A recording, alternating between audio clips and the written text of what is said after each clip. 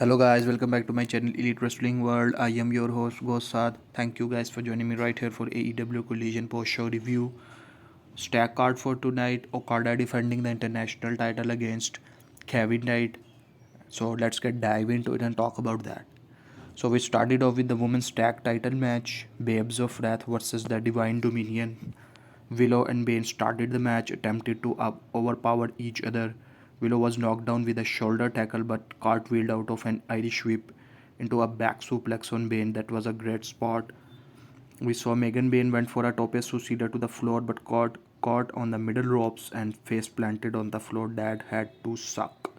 She recovered quickly and sent Willow into the guardrail, and Kross continued to beat on Willow as they went for a commercial break. When we come back, Willow ate a German suplex from Bayne and was attacked in the corner again, but ducked under a lariat from Kross as well. Babes of Wrath both tried crossbodies on their respective opponents. Willow tagged back in and began hitting a series of German suplex on both women before being stopped by the Lena Kross. Willow hit a senton on Bayne for a 2 count. We saw Kross sent Willow into the ring post, and soon Cameron ate a running kick and German suplex combo before being hit with the divine intervention, double team spine buster or power bomb of sorts for the pinfall win. So Divine Dominion defeated Babes of Wrath and retains the title.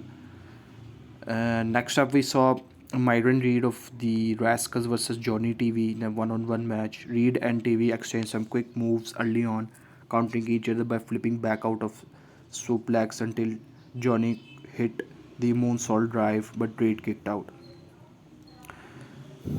Looking for a Canadian destroyer, that is the Myron Reed, but Johnny tried to hit Starship Pain, but Reed moved away, ducked under a radiate, and hit a springboard 450 splash for the win. So that was a very good win for Myron Reed and Rascalz. Death Riders were backstage and Garcia was calling out private parties, saying he has challenged them previously and now he has changed a lot since they started to take a year-long vacation. Moxley said that private party walked the same, talked the same, and sure partied the same, and they haven't changed a bit. So John Moxley promo was very good. Next up, we saw Death Riders versus Private Party tag team match as the Death Riders made their way to the ring. Garcia continued his promo against Private Party, saying that something had to change for them. Garcia took down Cassidy to start off the match. Garcia ate 2 arm drags from Cassidy but dodged the third and slapped Cassidy. That got Cassidy angry and started throwing punches to Garcia. Moxley tried to get the fight out of Cassidy, begging Cassidy to hit him. Moxley ate a few chops and a few forearms before dropping Cassidy with a forearm splash. Garcia hit 9 punches in the corner and teased doing his dance but didn't do it. We saw Garcia screaming fight back to Mark Quinn. Quinn managed to hit a spinning Yuzugiri on Moxley before tagging out to Cassidy. Quinn hit her top con hero on Moxley. Garcia got hit with a 450 splash from Isaiah Cassidy, but Garcia kicked out. We saw Garcia kicking out of the spike pile driver for a very close 2 count. Moxley then gave instructions for Garcia to finish the job, and so he started throwing hammer fist on Cassidy before locking in the Dragon Tamer for the submission win. So again, a very good win for Death Riders as well. And John Moxley is the ace of AEW, and he doesn't get any breaks from these kind of matches, and that is fantastic to see. Backstage, we saw the demand talking about Kenny Omega and talking about Jack Perry.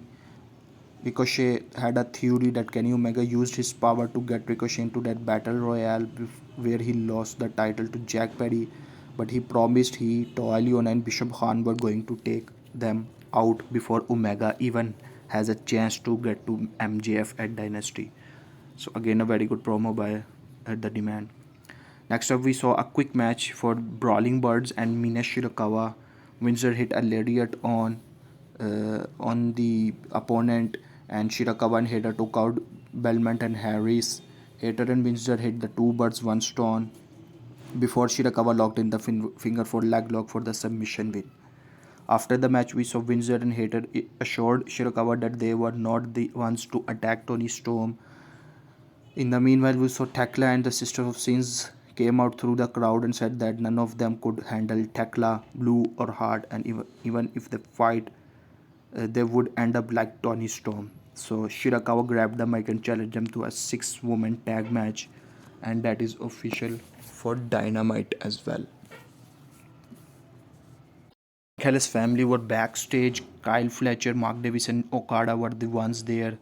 Lex Senior wanted to know about the attack on Darby and on Dynamite and direction from MJF, and Fletcher reiterated that while he joined Davis pile driving Allen in the Ram, they didn't do any partnership with MJF. They just followed Callis, uh, Callis's orders.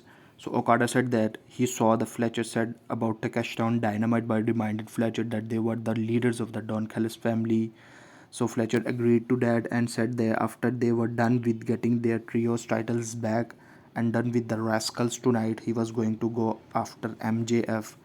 And Okada and Fletcher and Takeshita, these three dynamics and tensions between these three is getting serious now, and interesting to see what direction they take.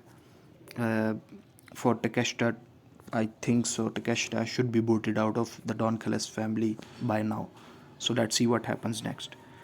Next up is Tommaso Ciampa versus Ace Austin. This match had a very good chemistry between these two opponents. There were a lot of back and forth action between them. We saw Champa and Austin try to suplex each other multiple times but kept countering each other until Champa hit a Project Champa for a very close 2 count. We saw Champa manage to hit a Psycho Driver on Ace Austin for a 2 count, and Champa started chopping him, but Ace Austin fired up and hit chops of his own. Champa hit a belly to belly suplex into the corner and hit the kill shot running knee for the pinfall win. So again a very good win for Champa, and I am waiting for Mark Visco to come back and we get their match maybe at Dynasty. Next up is Aussie Open versus the Rascalz tag team match. Zachary Vance hit a huge hurricane run on Fletcher, who proved to be a good base for the smaller ones in the earlier part of this match. Vance and Xavier exchange a fast tag and a few double team moves on Fletcher as well. Davis tagged in but found himself on the other side of Bronco Buster soon. Davis cartwheeled out of an Irish whip to hit a Yuzugiri on Xavier. Aussie Open proves they have not lost their tag team ability as they use their superior size to dominate Rascalz. Vance hit a blockbuster on Fletcher as they came back from the break, and Xavier tagged in and hit a whisper in the wind on Fletcher before hitting a super kick to the kneeling Mark Davis.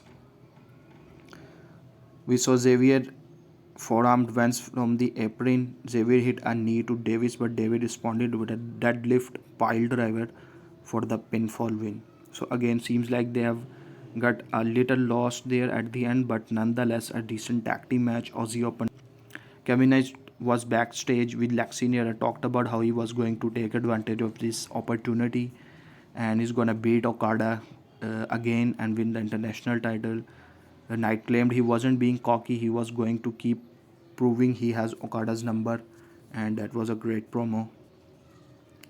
We saw John Moxley cutting a promo backstage talking about and Will Ospreay, as he should feel bad about what they did to him when he got injured, and Moxley noted that no doctor would clear him, so they had an unsanctioned cage match and Moxley was not the one to let someone off the hook from facing the consequences of their actions. And Pac is gonna face Osprey on Dynamite, and then the consequences would continue as this was a cold game. So another phenomenal promo by John Moxley. And in the main event, we saw Kevin Knight versus Kazuchika Okada for the AEW International Championship. Knight and Okada started slow, exchanging technical wrestling holds. Knight went for the baseball slide drop kick, but Okada ducked under, let Knight float over him, and then hit a DDT on Knight, and he turned around. Kevin Knight bounced out of the corner with the lariat and then hit a flying lariat after leaping over Okada.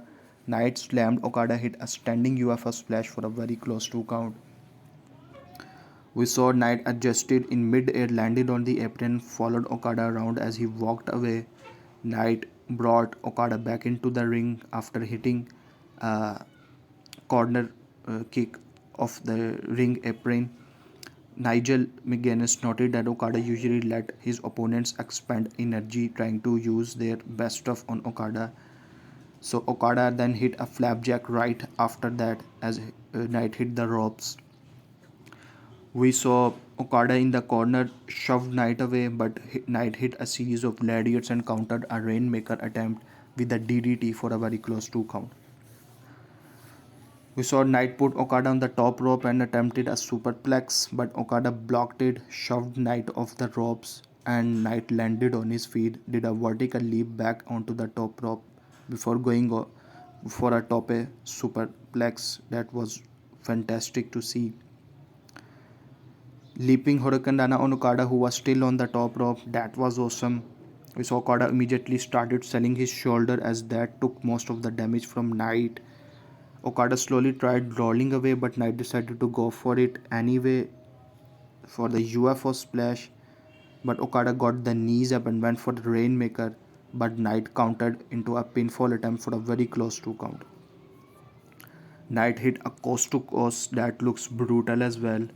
Then Knight tried a cradle, but Okada countered into a pinfall and held the ropes for the leverage to finally pin Kevin Knight. And that was a fantastic finish as the fans in the front row were screaming at the referee for missing Okada grappling the ropes.